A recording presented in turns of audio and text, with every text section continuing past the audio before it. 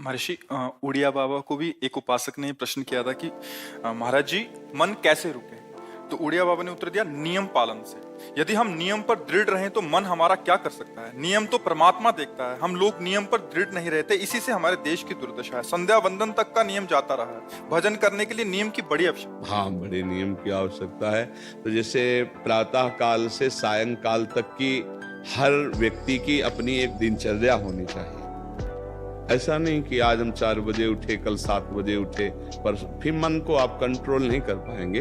मन के लिए एक दिनचर्या होनी चाहिए कि हमको 10 बजे सोना है, 4 बजे उठ जाना है, तो फिर 4 से 4:15 नहीं होना चाहिए। 4 बजे उठ जाना, ऐसा नियम बना ले। और उठ करके हमको थोड़ी देर नाम जप करना है, थोड़ी देर हमें वाणी जी का गायन करना है, थोड़ी देर हमें ध्यान, एक अपनी दिनचर्या। फिर हम अपने संसार के कार्य के नियम, जो संसार के कार्य हैं, उनको भी करते हुए भगवान को समर्पित करें। जैसे जो पद में है, जो आपको राष्ट्र सेवा मिली है, जो आपको समाज सेवा के पद मिले हैं, या आपको जो घर की सेवा के कार्य मिले हैं, उनमें बहुत धर्म पूर्वक आचरण होना चाहिए। अगर आप अधर्म आचरण करते हैं, अपने पद का दुरुपयोग करते हैं, तो आप सुबह जग करके थोड़ा माला चला लीजिए, फिर भी आपका कल्याण नहीं होगा, क्योंकि आप अपने पद का, अपने सेवा का दुरुपयोग कर रहे हैं। जैसे हम जानते हैं कि अधर्म आचरण है, ये अधर्मी है,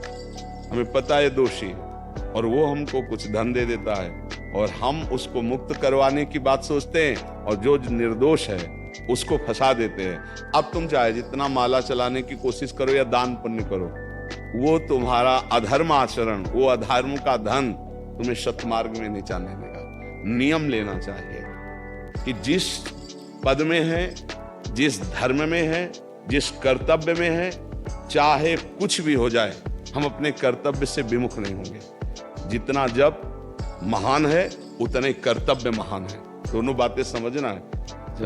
माला फेरा और इसके बाद बेईमानी, अधर्माचरण, इनका कोई नियम नहीं है कि हमें कैसे चलना है, तो वो माला काम नहीं कर पाएगा, क्योंकि उसका तभी सत्य भाव माना जाएगा माला जपला जब धर्माचरण है। धर्माचरण नियम से। बोले वो बड़े कट्टर नियम वाले हैं, उनको घूस नहीं, आप उनको भयभीत करके नहीं काम करवा सकते, प्रलोभन में काम नहीं करा सकते। ये हमारी गृहस्थी है ना, तो गृहस्थी के पालन के लिए धन चाहिए, और धन के लिए हम धर्म को आगे रखें, धन को नहीं। धर्म को, हमारा कर्तव्य क्या, प्रायः जैसे पूज्य बाबा ने कहा, आज हमारे देश में बहुत दुर्दशा हो रही है। दुर्दशा हो रही, क्यों? क्योंकि सब अपनी जगह से गलत हो रहे हैं। अगर अपनी जगह हम ठीक रहे तो हमारी दुर्दशा नहीं होगी। हमारा भजन कम होगा, लेकिन हम धर्म से चल रहे हैं तो हम विजयी होंगे। हम भगवान को प्रसन्न कर सकते हैं, क्योंकि हमें जो कार्य मिला है वो भगवान का ही कार्य, सृष्टि भगवान का कार्य। जैसे नए बच्चे कुछ वकालत पढ़ रहे थे, तो यहाँ के प्रश्न किया था कि हम जानते हैं कि वो दोषी नहीं है, हम जानते हैं कि वो दोषी है, पर दोषी हमें पैसा दे रहा है, तो हम वकालत पढ़ी इसीलिए, हम उसको जिताएंगे, तो क्या कोई पाप है? तो उनका खुला पाप है। बोले नहीं, हमारी कोई ऐसा कंपनी दो, ऐसा कुछ बोले कि हमारी कंपनी को ये सिखाया जाता है, तो हमको तो ये करना ही होगा, अगर नहीं करेंगे तो हमारी वकालत का मतलब क्या रहा? तो नहीं, वकालत का मतलब अधर्मी को मुक्त करवाना नहीं है। वकालत का मतलब अधर्मी के सबूत एकत्रित करके उसको दंड दिलवाना है, और धर्मात्मा को मुक्त करवाना है। अब इसके लिए आपके पास अर्थव्यवस्था अगर कमजोर भी है, तो धर्म व्यवस्था आपकी पूरी है। धर्म व्यवस्था ठीक है तो परिवार स्वस्थ रहेगा, सुखी रहेगा, भगवान आप पर प्रसन्न रहेंगे। अच्छा, फिर हमने तर्क रखा कि जैसे आपकी बहन के साथ कोई गलत व्यवहार करे, आपको पता है, और वो आपको 10 लाख रुपया घूस दे, तो क्या आप उसका पक्ष लेंगे? नहीं, तो फिर दूसरी बहन के साथ किया। अब यहां विचार करना है ना, अपने भाई का अगर कत्ल किए हो, मुझे पता हो कि ये दोषी है, तो क्या हम पैसे से उसको मुक्त करने देंगे? लगेगा कि जान की बाजी लगा देंगे, और तुम्हें हम ऐसे ही एक गरीब आदमी की किसी ने हत्या की, तो आपका पक्ष बनता है। पर ये ज्ञान कहाँ मिलेगा? बिना अध्यात्म के ये ज्ञान तो मिलेगा नहीं। ज्ञान तो इस बात का मिला कि कैसे पैसा कमाया जाए, अच्छा, वो पैसा यदि अधर्म से आया है तो आपकी दुर्दशा कर देगा, आपकी बुद्धि भ्रष्ट कर देगा। तो जो बाबा कह रहे हैं कि आज हमारे समाज की बड़ी दुर्दशा हो रही, उसका कारण यही है कि हमें अध्यात्म का ज्ञान नहीं, हमें धर्म का ज्ञान नहीं, और बड़ी बड़ी गलतियां हो जाती है। बिल्कुल पता है आदमी निर्दोष है और हम धन के प्रभाव से उसको दंड दे देते हैं। वो दंडा भगवान जब आपको पलट कर देंगे तो आप सह नहीं पाओगे, उसका परिणाम बहुत बुरा होता है। तो इसलिए समाज को चाहिए अपने अपने कर्तव्य का पालन करते हुए एक नियमावली बना ले। जैसे कुछ दुकानों का नियम होता है कि वहां फिक्स रेट होता है, नहीं होता? वहां ये नहीं चलेगा कि कसम से कहते हैं कि तुम्हें हम अपना जान करके कि 100 रुपया मीटर ये मिला है, हम बिल्कुल मुनाफा नहीं ले रहे। नहीं, झूठ क्यों बोल रहे हो? दुकान खोले हो मुनाफा के लिए, झूठ क्यों बोल रहे हो? नहीं लेंगे मुनाफा, हम जितने का लाए हैं उससे मुनाफा लेंगे, पर 120 रुपया मीटर देंगे। कपड़ा बढ़िया है, नाप फिट है, इससे नीचे नहीं उतरेंगे, हमें सफाई देने की जरूरत नहीं है कि हम कसम खाते हैं या ऐसा। हम जानते हो ये बिजली है, दुकान है, नौकर लगे हैं, तो इसका मुनाफा लेने के लिए दुकान खोलें, कोई दान करने के लिए तो नहीं। तो सबको पता है मुनाफा लेगा, लेकिन एक फिक्स दाम, उसे 10-20 रुपया का मुनाफा लेकर के हम उसको बेच रहे हैं। लेकिन झूठ क्यों बोले? झूठ के बिना धंधा नहीं चलता। नहीं, ऐसा नहीं है। अब असत्य बोलोगे तो उससे जो आपको मुनाफा मिलेगा वो आपकी बुद्धि भ्रष्ट करेगा, और सत्य है कि मुनाफा के लिए है वही चीज, और आप एक फिक्स रेट में दे रहे, बढ़िया है। अब अगर आप कोई मिलावट करके भोजन सामग्री दे रहे हैं, आपको पता है तो जो खाने वाले के हृदय में बैठे हुए भगवान है वो तुम्हारे जीवन में मिलावट कर देंगे, तुम्हारा जीवन महान दुखमय हो जाएगा। ये कहां समझा जाता है? एक आदमी सिंथेटिक दूध बना रहा है, उससे कहो ये अपने बच्चे को पिला, नहीं पिलाएगा। फिर ये दूसरे का बच्चा जब पिएगा तो उसकी हालत क्या होगी? दूसरे शरीर में जाएगा तो हालत क्या होगी?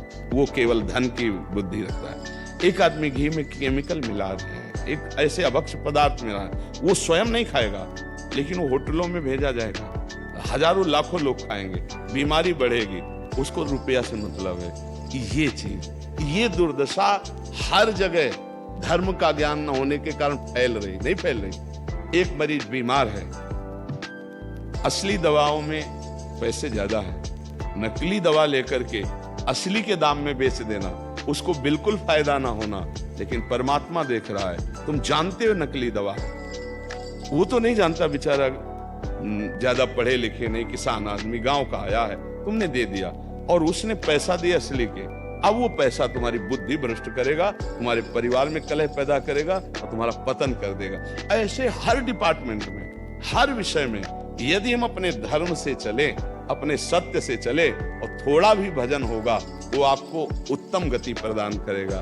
पर ऐसा कहां समझ में आ रहा? अध्यात्म के बिना भला ऐसा समझ में आएगा? तो इसीलिए कह रहे हैं हमारे देश की दुर्दशा हो गई। पूर्वजों में पहले ये था कि हमारा धर्म नहीं जाना चाहिए चाहे प्राण चले जाएं, हमारा चरित्र नहीं जाना चाहिए चाहे सर्वस्व नष्ट हो जाए।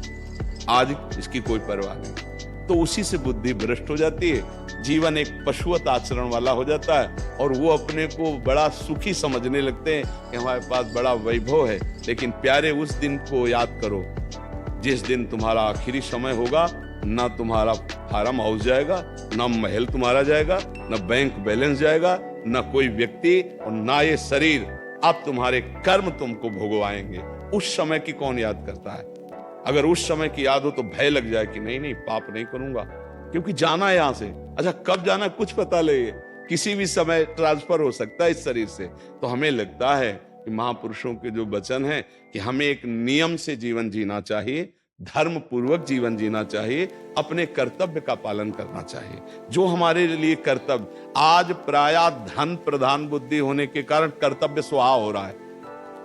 एक विद्यालय में विद्यार्थी के लिए जो गुरु पद में बैठा है, उसका क्या कर्तव्य है? वो अपने कर्तव्य को भूला हुआ है। भला छोटे छोटे विद्यार्थियों को, जिनकी नींव पूरे राष्ट्र सेवा में, समाज सेवा में बन सकते हैं, अगर उनको हम सही शिक्षा नहीं दी तो उनका पूरा जीवन बर्बाद हो जाएगा। अगर उनको हम गलत सपोर्ट कर दिए तो उनका पूरा जीवन बर्बाद, क्योंकि नया जीवन है।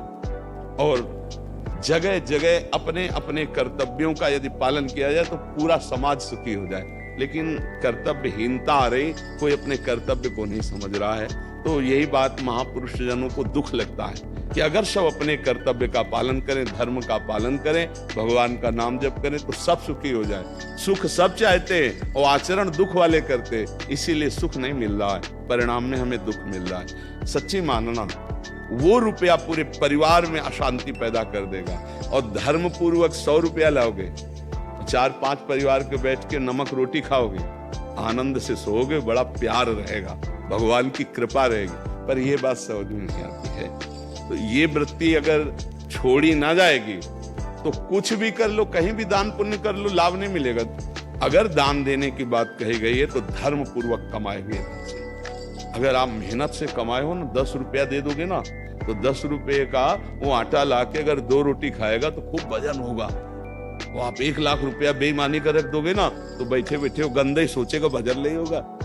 उसका गंदा सोचना और आपका गंदा करना दोनों मिल करके, उसके कारण भी तो आप बने ना, तो आपका ही पतन हो जाएगा। उसको तो भगवान बचा लेंगे क्योंकि भगवान की शरण में। तो मुझे लगता है अधर्म के धन से कभी किसी को लाभ नहीं मिलता। तो अपने कर्तव्य का पालन करते हुए यदि नाम जप किया जाए तो बहुत जल्दी हमको लाभ प्राप्त हो जाए। बहुत सुंदर मतलब ये चर्चा होती है। अगर आप लोग इसको धारण कर ले तो निहाल हो जाएंगे। सच्ची कह रहे, ये जो बातें हैं ये बहुत सुंदर जीवन को पुष्ट करने वाली हैं, पर आप धारण कर लें तो बात है।